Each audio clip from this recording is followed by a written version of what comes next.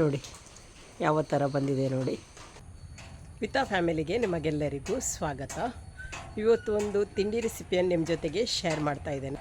ಇದೊಂದು request video. ಒಬ್ಬರು ನನಗೆ ಕಮೆಂಟ್ ಮಾಡಿದರು ಓಡು ದೋಸೆ ರೆಸಿಪಿಯನ್ನು ಹಾಕಿ ಅಂತೇಳಿ. ಯಾಕೆಂದರೆ ನಾನು ಶಾರ್ಟ್ ವೀಡಿಯೋದಲ್ಲಿ ಹಾಕುವಾಗ ಅವ್ರು ನನಗೆ ಕಮೆಂಟ್ ಮಾಡಿದರು. ಹಾಗಾಗಿ ಇವತ್ತು ಲಾಂಗ್ ವೀಡಿಯೋದಲ್ಲಿ ಓಡು ದೋಸೆ ಅಂದರೆ ಕಪ್ಪ ರೊಟ್ಟಿ ಮಾಡುವ ವಿಧಾನವನ್ನು ನಿಮ್ಮ ಜೊತೆಗೆ ಶೇರ್ ಮಾಡ್ತೇನೆ. ಇದು ತುಂಬ ಟೇಸ್ಟ್ ಆದ ರೆಸಿಪಿ. ಹಾಗೆಯೇ ಹಳ್ಳಿಯಲ್ಲಂತೂ ಈ ತಿಂಡಿ ಅಂದರೆ ಎಲ್ಲರಿಗೂ ಇಷ್ಟ. ಅದೇ ರೀತಿ ಹಳ್ಳಿಯಲ್ಲಿ ಇದನ್ನು ಮಾಡ್ತಾನೆ ಇರ್ತಾರೆ. ಹಾಗೆಯೇ ಒಲೆಯಲ್ಲಿ ಮಾಡಿದರೆ ಇದು ಚೆನ್ನಾಗಿ ಬರ್ತದೆ, ಸಾಫ್ಟಾಗಿ ಆಗ್ತದೆ. ಚಿಕನ್ ಸಾರು, ಮೀನು ಸಾರು ಹಾಗೂ ಚಟ್ನಿ, ಕೆಂಪು ಚಟ್ನಿ ಜೊತೆಗೆ ಒಳ್ಳೆ ಕಾಂಬಿನೇಷನ್.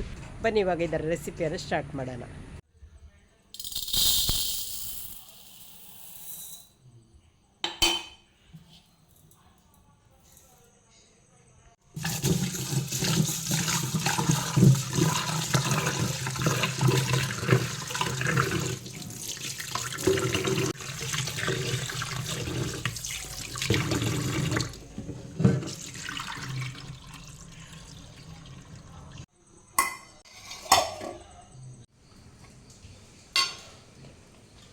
ಒಂದು ಕಪ್ ಬೆಳ್ತಿಗೆ ಅಕ್ಕಿಯನ್ನು ನೆನೆ ಹಾಕಿದ್ದೆ. ಇವಾಗ ಚೆನ್ನಾಗಿ ನೆಂದಿದೆ. ಇವಾಗ ಇದನ್ನು ಗ್ರೈಂಡ್ ಮಾಡ್ತೇನೆ.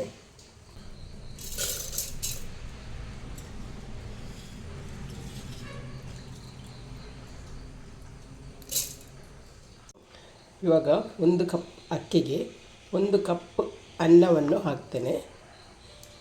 ಈ ಓಡು ದೋಸೆ ಮಾಡಲಿಕ್ಕೆ ಅನ್ನ ಬೇಕೇ ಬೇಕು. ಅನ್ನ ಹಾಕಿದರೆ ಮಾತ್ರ ಗೂಡಿನಂತಿರುವ ಈ ಓಡು ದೋಸೆಯನ್ನು ಮಾಡಲಿಕ್ಕೆ ಸಾಧ್ಯ. ಹಾಗಾಗಿ 1 ಕಪ್ ಅಕ್ಕಿಗೆ 1 ಕಪ್ ಆಗುವಷ್ಟು ಅನ್ನವನ್ನು ಹಾಕಿದೆ. ಇದಕ್ಕೆ ಬೇಕಾಗುವಷ್ಟು ಉಪ್ಪು. ಇವಾಗ ಇದಕ್ಕೆ ಬೇಕಾಗುವಷ್ಟು ನೀರನ್ನು ಹಾಕಿ ಇದನ್ನು ನೈಸಾಗಿ ಗ್ರೈಂಡ್ ಮಾಡಬೇಕು. ನೈಸಾಗಿ ಗ್ರೈಂಡ್ ಮಾಡಿದರೆ ತುಂಬಾ ಗೂಡಾಗಿ ಬರ್ತದೆ. ಹಾಗಾಗಿ ನೈಸಾಗಿ ಇದು ಗ್ರೈಂಡ್ ಆಗಬೇಕು.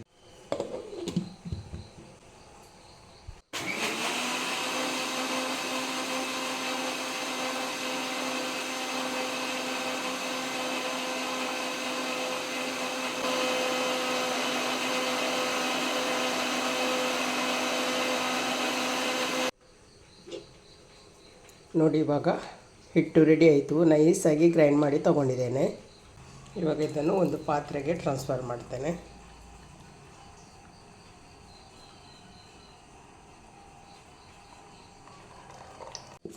ಇವಾಗ ಮಿಕ್ಸಿ ಜಾರ್ ತೊಳೆದ ನೀರನ್ನು ಹಾಕ್ತೇನೆ. ಜಾಸ್ತಿ ಬೇಡ, ಸ್ವಲ್ಪ ಸಾಕು.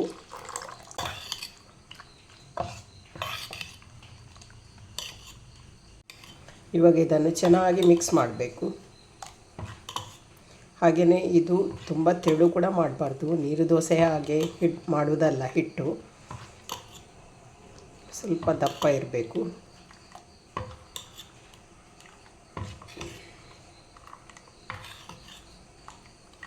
ಇವಾಗ ಹಿಟ್ಟು ರೆಡಿ ಆಯಿತು. ಇನ್ನು ಇದಕ್ಕೆ ಕಾಯಿ ತುರಿ ಹಾಕಬೇಕು.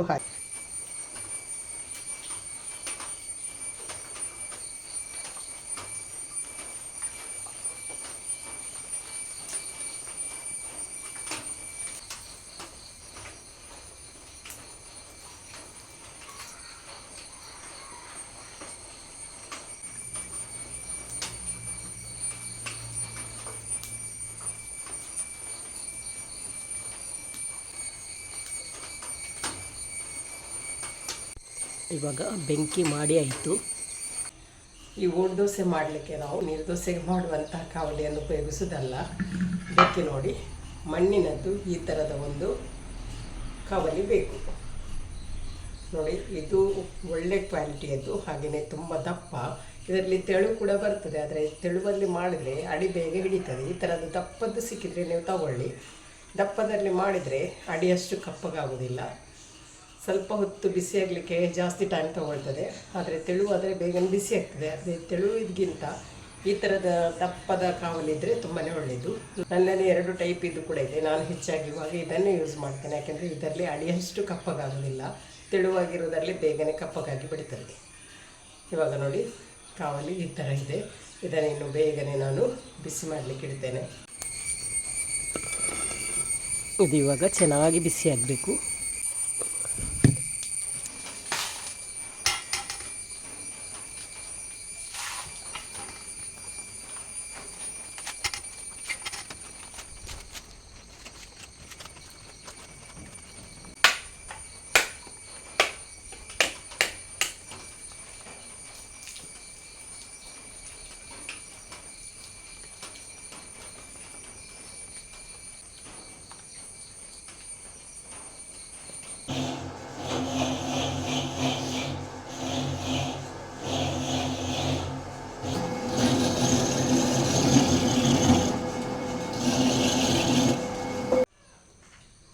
ನೋಡಿ ಇವಾಗ ಕಾಯಿ ತುರಿ 1 ಕಪ್ ತೊಗೊಂಡಿದ್ದೇನೆ, ಅದನ್ನು ಹಾಕ್ತೇನೆ.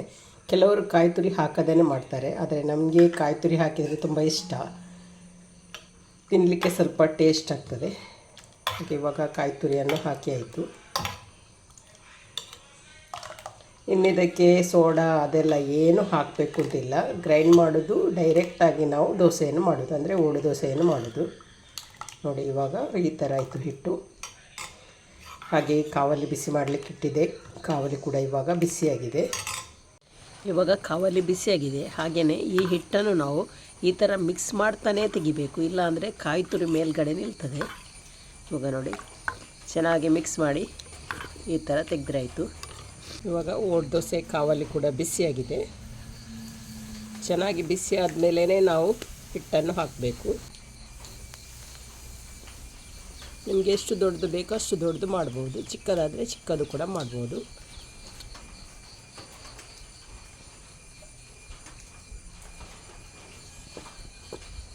ಮುಚ್ಚಳ ಮುಚ್ಚಿ ಬೇಯಿಸಬೇಕು, ಆದರೆ ಸ್ವಲ್ಪ ತೂತು ಬಿದ್ದ ಮೇಲೆ ಮುಚ್ಚಳವನ್ನು ಮುಚ್ಚಿದರೆ ಒಳ್ಳೆಯದು. ಹಾಗಾಗಿ ಇವಾಗ ಸ್ವಲ್ಪ ವೆಯ್ಟ್ ಮಾಡ್ತೇನೆ.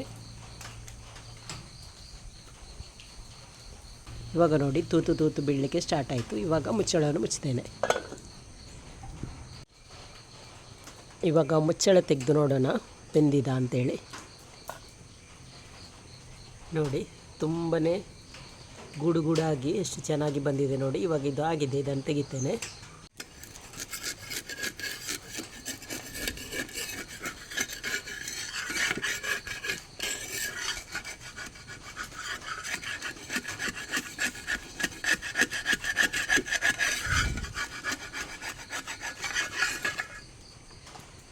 ನೋಡಿ ಯಾವ ಥರ ಬಂದಿದೆ ನೋಡಿ.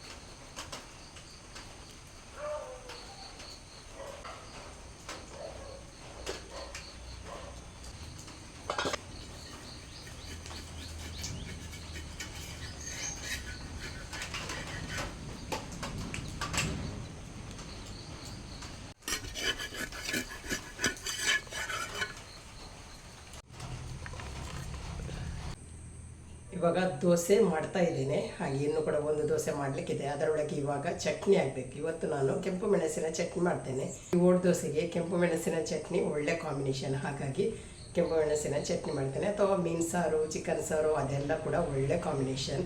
ಇವತ್ತು ನಾನು ಚಟ್ನಿ ಮಾಡ್ತೇನೆ.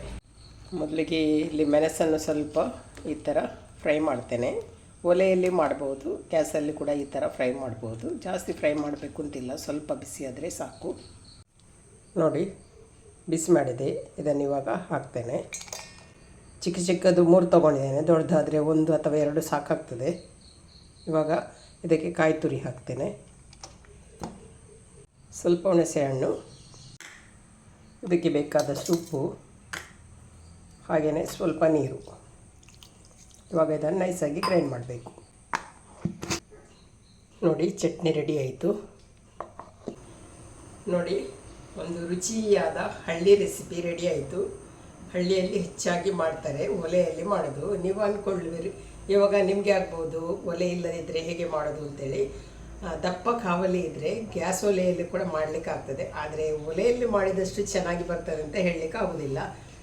ಒಲೆಯಲ್ಲಿ ಮಾಡಿದರೆ ನೋಡಿ ಎಷ್ಟು ಕ್ಲೀನಾಗಿ ಬರ್ತದೆ. ನೋಡಿ ಈ ಥರ ಬಂದಿದೆ. ಹಾಗೆ ಗ್ಯಾಸಲ್ಲಿ ನಾನು ಇಷ್ಟ ತನಕ ಮಾಡಲಿಲ್ಲ, ಯಾಕೆಂದರೆ ಒಲೆ ಇರುವಾಗ ಗ್ಯಾಸಿನ ಉಪಯೋಗವೇ ಬರಲಿಲ್ಲ. ಹಾಗಾಗಿ ನನಗೆ ಗ್ಯಾಸಲ್ಲಿ ಎಷ್ಟು ಚೆನ್ನಾಗಿ ಬರ್ತದೆ ಅಂತ ಗೊತ್ತಿಲ್ಲ. ಆದರೆ ಕೆಲವರು ಹೇಳ್ತಾರೆ ಗ್ಯಾಸಲ್ಲಿ ಕೂಡ ಆಗ್ತದೆ, ಕಾವಲಿ ಸ್ವಲ್ಪ ದಪ್ಪ ಬೇಕು ಅಂತೇಳಿ. ದಪ್ಪ ಇದ್ದರೆ ಆಗ್ಬೋದು. ಹಾಗೆ ಇವಾಗ ನೋಡಿ ತಿಂಡಿ ರೆಡಿ ಆಯಿತು. ಯಾರಿಗೆಲ್ಲ ಇಷ್ಟ ಈ ತಿಂಡಿ ಹೇಳಿ, ತುಂಬ ಇಷ್ಟ ಹೆಚ್ಚಿನವರಿಗೆ. ಹಾಗೆ ನಮ್ಮ ಮನೆಯಲ್ಲಿ ಕೂಡ ನಾನು ಅಪರೂಪಕ್ಕೊಮ್ಮೆ ಮಾಡ್ತೇನೆ, ಇವತ್ತು ಮಾಡಿದ್ದೇನೆ. ಈ ರೆಸಿಪಿಯನ್ನು ನಿಮ್ಮ ಜೊತೆಗೆ ಶೇರ್ ಮಾಡಿದ್ದೇನೆ. ಒಂದು ಟೀ ಮಾಡ್ತೇನೆ, ಟೀ ಮಾಡಿ ನಾವು ತಿಂಡಿಯನ್ನು ತಿಂತೇವೆ. ಈ ದೋಸೆಗೆ ಒಳ್ಳೆ ಕಾಂಬಿನೇಷನ್ ಕೆಂಪು ಚಟ್ನಿ. ನಾನು ಸ್ವಲ್ಪ ದಪ್ಪವಾಗಿ ಮಾಡಿದ್ದೆ, ತೆಳುವು ಮಾಡಿದರೆ ಉಳಿತದೆ, ಹಾಗಾಗಿ ದಪ್ಪವಾಗಿ ಮಾಡಿದರೆ ಬೇಗನೆ ಖಾಲಿ ಆಗ್ತದೆ. ಇವಾಗ ಟೀ ಕೂಡ ರೆಡಿ ಆಯಿತು.